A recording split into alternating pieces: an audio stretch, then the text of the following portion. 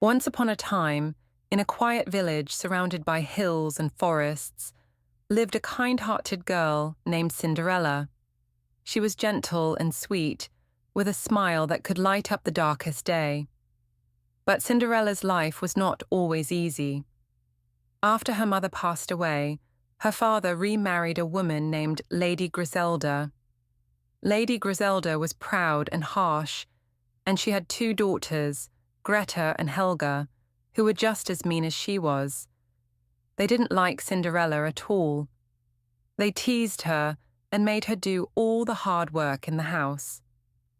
When Cinderella's father went away on a long trip, Lady Griselda and her daughters treated Cinderella even worse.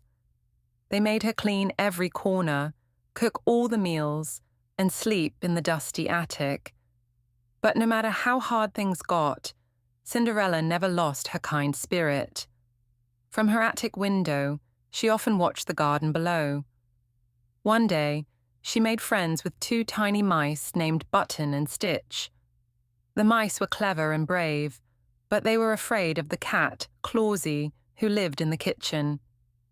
Cinderella promised to protect her new friends. Then, exciting news arrived. The prince was hosting a grand ball at the castle. Every young woman in the kingdom was invited. Greta and Helga were thrilled and immediately started preparing their dresses.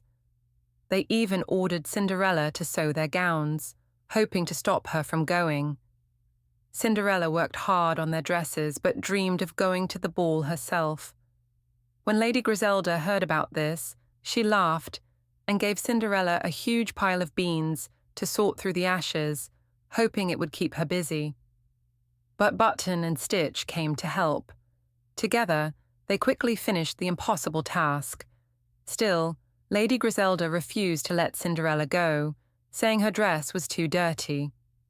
That night, Cinderella sat under the old hazelnut tree in the garden and quietly cried. Suddenly, a soft glow appeared. A kind fairy named Leah Bell appeared before her. "Don't worry, Cinderella," she said. "You will go to the ball." With a flick of her magic wand, the fairy turned a pumpkin into a shining coach, the mice into graceful horses, and the pigeon into a smart coach driver. Cinderella's torn dress became a beautiful blue gown, and on her feet appeared sparkling glass slippers. "Remember," the fairy warned, "you must be back before midnight. When the clock strikes 12, the magic will disappear." Cinderella promised and arrived at the ball. Everyone gasped at her beauty. Even her stepmother and stepsisters didn't recognize her. Prince Leo was immediately drawn to Cinderella and asked, "May I have this dance?" They danced and laughed, but soon the clock began to strike midnight. Cinderella remembered the fairy's warning and hurried away, accidentally leaving behind one glass slipper. Prince Leo picked up the slipper and declared, "I will find the girl whose foot fits this slipper." Back in her attic, Cinderella dreamed of the prince and the magical night, wondering if he would ever find her. The very next day, the prince invited all the young women in the kingdom to try on the glass slipper. Greta and Helga tried again and again, but the slipper didn't fit.